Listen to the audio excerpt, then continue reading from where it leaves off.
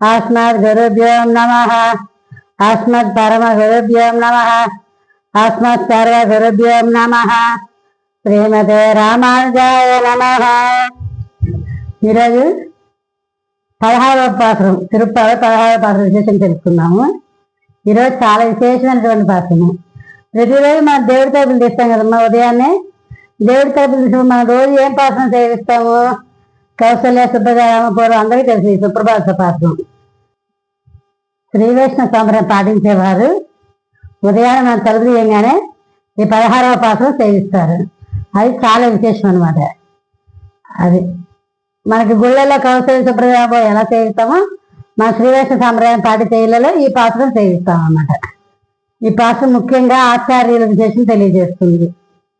మనకి పెద్దలు అందరూ చెప్తారు కదమ్మా, మాతృదేవోభవ, పితృదేవోభవ, ఆచార్య దేవ, అతిథిదేవోభవ అంటారు కదా. ముందు తల్లిదండ్రులు, దాని తర్వాత ఆచార్యులు. ఎందుకంటే మనకి భగవత్ అలంకారం చేయాలి, భగవత్ గురించి ఎలా వెళ్ళాలి అనే మార్గదర్శనం చూపించేది గురువులు, ఆచార్యులు. అందువల్ల ఆచార్య దేవోభవ తర్వాత అతిథి దేవోభవ అని చెప్పారు మనకి. అవును కదా. అందువల్ల ఇప్పుడు 10th క్లాస్ పిల్లాడు ఉన్నాడమ్మా, ఆ బాబు దగ్గర పుస్తకం ఉంటుంది, కానీ టీచర్ అక్కడ పుస్తకం చూస్తే మార్క్స్ ఏమొస్తాయి?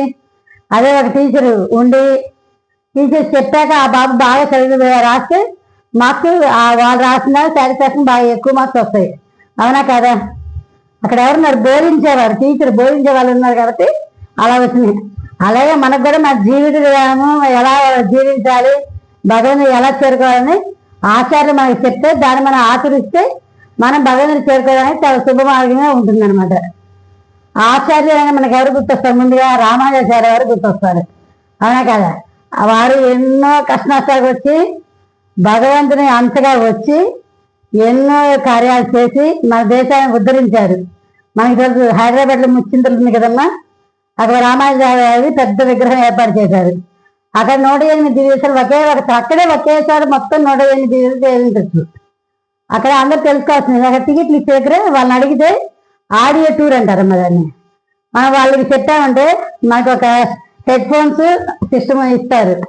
దాన్ని మనం నొక్కుకున్నామంటే మనం ఈ నెంబర్ దగ్గర ఆ నెంబర్ నొక్కామనుకోమ్మా, మనం అక్కడ స్వామిని చూస్తే ఆ స్వామి యొక్క విశేషం కూడా మనకి ఆడియోలు తెలుగులోనే, మనకి ఏ లాంగ్వేజ్ అయినా ఆ లాంగ్వేజ్ వస్తుంది.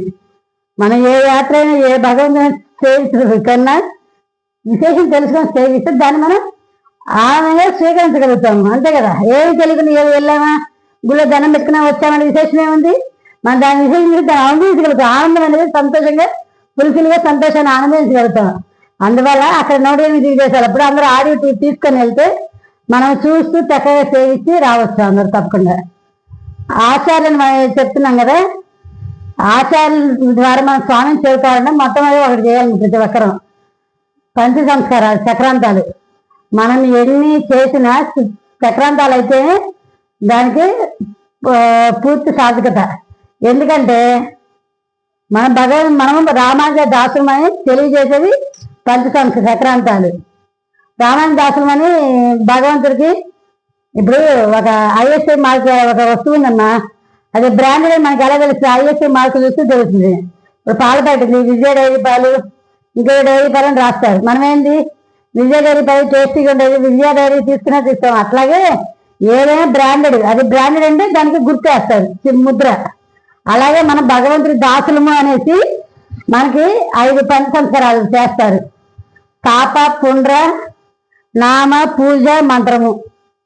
తాప అంటే ఒక తీగికి శంఖచక్ర గుర్తులు ఉంటాయి, వాటిని కాలుస్తారు. కాల్చి పుండ్రం ఇట్లా శంఖచక్రాలు ముద్ర వేస్తారు. తర్వాత మనం పూజ చేసే విధానం చెప్తారు. తప్పనిసరి ప్రతిరోజు పూజ చేయాలి. అలాగే నామం, ఏ కులం వాళ్ళైనా ఏ మతం వారైనా ఈ పంచ సంస్కారాలు అయితే ఒక పేరు అనేది పెడతారమ్మా. శ్రీ వైష్ణవులు, రామానుజ దాసి అని అంటారు. అప్పుడు అవి వేసుకుంటే భగవంతుడి దగ్గర వెళ్ళడానికి అర్హత ఉన్నట్టు అనమాట. మనకు ముందుగా మోక్షం లభించాలంటే ఈ రామానుజ ఈ దాసి ముద్ర వేస్తేనే మనం దానికి అర్హత ఉన్నట్టు. మనం ఏం చేసినా ఈ చక్రాంతాలు అవ్వకపోతే సార్థకత ఉండదు. ఎన్ని జన్మలకినా మనకి మోక్షం లభించదు. కాబట్టి ప్రతి ఒక్కరు ఆచార్యముఖ్యమైన సమాచారాలు అయ్యి దాన్ని స్వీకరించి దాన్ని అందరూ ఆచరించవలసిందిగా కోరుతున్నాము. ఈ పాశ్రంలో ఇంకొక విశేషం ఉందమ్మా. 10వ గోపిక, చిట్ట చివరి గోపిక. ఈ 10 మంది గోపికలు రోజు 5వ పాశ్రం నుంచి 15వ పాశ్రం వరకు 10 మంది గోపికలు గోష్ఠిగా చేరి వస్తున్నారు. ఈ 10 మంది కలిసి నందుని భవనం దగ్గరికి వచ్చారమ్మా. అందరూ వచ్చేసారు, నందభవనం దగ్గరకు వచ్చారు. వచ్చేటప్పుడు బయట కావాల వాళ్ళు ఉన్నారు. ఇప్పుడేమో మనం ఒక పిఎంని కానీ సీఎంని కానీ కలవాలంటే నేరుగా పిఎం దగ్గర వెళ్తే ఒప్పుకుంటారా? లేదుగా. మధ్యలో ఒక పిఏని పర్మిషన్స్ తీసుకోవాలి. వాళ్ళు రమ్మంటే ఆ టైం మనం వెళ్ళాలి. అలాగే పిఎం ఏది దేశానికి సంబంధించిన ఒక పెద్ద, కానీ భగవంతుడు ఆయన శ్రీమన్నారాయణమూర్తి. మరి ఆయన దగ్గరికి వెళ్ళాలంటే నేరుగా వెళ్ళకూడదు కదమ్మా. ఎందుకు? Safety precautions. మనం పిఎం దగ్గరికి వెళ్ళినా అన్ని చెక్ చేసి పంపిస్తారు. అట్లాగే మనం భగవాన్ దగ్గరికి వెళ్ళినా నేరుగా వెళ్ళకూడదు. ఆచార్య రూపేణ అన్ని సంస్కారాలు తెలుసుకొని శ్రీశక్తులను కూడా అన్ని పాటించి దాని ద్వారా మన భగవంతుడి దగ్గరికి చేరుకునే మార్గం చూసుకొని వెళ్ళాలన్నమాట. వెళ్ళాలి. నందభవనం దగ్గరికి వెళ్ళగానే అక్కడ ఏం చెప్పారు? శ్రీకృష్ణ కోయిల్ అని అన్నారు. కోయిల్ అంటే అదేంటి? నందగోపురం భవనం దగ్గరికి వెళ్తే కోయిల్ అంటున్నారు ఏంటంటే, మరి అంతే కదమ్మా. కృష్ణ ఎక్కడుంటే అదే కోయిల్. కోయిల్ అంటే మనం కోవేల అంటాం కదమ్మా. అది తమిళంలో వాళ్ళ గుడి కోవేల అనరు, కోయిల్ అంటారు. ఎక్కడైనా మనం కోయిల్ వెళ్దాము, కోయిల్ అంటారు. అందువల్ల శ్రీకృష్ణుడు ఎక్కడున్నాడో అదే కోయిల్ మనకి. అందువల్ల నందగోపురం కోయిల్తో పోల్చారు. అక్కడ కావాలి వాళ్ళని వీళ్ళు రిక్వెస్ట్ చేసుకుంటున్నారు. అంటే రిక్వెస్ట్ చేసుకోవే కదమ్మా, మనం ఏదైనా ఎవరికైనా చెప్పాలి, మనకి పని వాళ్ళు ఏం చేయాలి? కాస్త పొగడాలి, వాళ్ళ మంచిగా మాట్లాడాలి, అవునా కాదా? అందుకని అక్కడ వాళ్ళని కావాలి వాళ్ళని అంటున్నామన్నమాట. ఆ కృష్ణయ్య మమ్మల్ని అందరినీ ఉద్ధరించి ఆ కృష్ణయ్యని కాపాడేవారు నందుడు, వాళ్ళ నాన్నగారే కదా ఆయన కాపాడేది.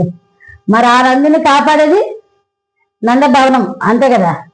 మరి మా కృష్ణయ్యని కాపాడిన నందుని కూడా కాపాడే ఈ ఇంటికి మీరు కావాలి వాళ్ళు ఎంత అదృష్టవంతులు, మీరు ఎన్నో జనం అదృష్టం చేసుకున్నారని చెప్పి పొగుడుతో రిక్వెస్ట్ చేసుకుంటున్నారు మమ్మల్ని లోపల పంపించేయ్యా అని. వాళ్ళే చెప్తున్నారు, మీరెవరు అంటే మేము స్త్రీము, చిన్నపిల్లలము, లోపల పంపించండి, మేము గొల్ల పిల్లలం అని చెప్పారు. ఆ వారేమంటారు? ఏమో ఇక్కడికి పూతన, శకటాసురుడు, చాలా మంది రాక్షసులు లేడీ రూపంలో కూడా వచ్చారు, చిన్న చిన్న లేడీ రూపంలో కూడా వచ్చారు. మరి మేము ఎలా పంపిస్తాము అంటే, మేము చాలా చిన్నపిల్లలు భగవంతుడు చేయించడానికి, మేలుకపు పాత్రాలు పాడడానికి వచ్చాము. నిన్న కృష్ణయ్య పర ఇస్తామన్నారు వ్రతం చేయడానికి, దానికోసం వచ్చాము అని చెప్పారు అని చెప్పి రిక్వెస్ట్ చేస్తున్నారు. చిన్నగా వారు లోపల రమ్మని చెప్పి చెప్పారు. కావాలి వాళ్ళు రమ్మన్నారు. ఏది ఆ నవరత్నాలు పెరిగిన గడియలు తీసుకొని రమ్మని చెప్పారు. ఇప్పుడు మనం ఒకళ్ళ ఇంటికి వెళ్తామమ్మా, రండి తలుపు తీస్తానంటే మీరు తలుపు తీస్తే మేము వస్తే అది పద్ధతి. అలాగే మేము తీసుకొని రావడం పద్ధతి కాదు కదా. మీరే రండి స్వామి, వచ్చి మీరు తలుపు తీయండి, మేము లోపలికి ఏం చేస్తామని చెప్పి చెప్పారు. అది విశేషం. ఆండాళ్ తిరువడుగలే శరణం, ఆళ్వార్ తిరువడుగలే శరణం. కొన్ని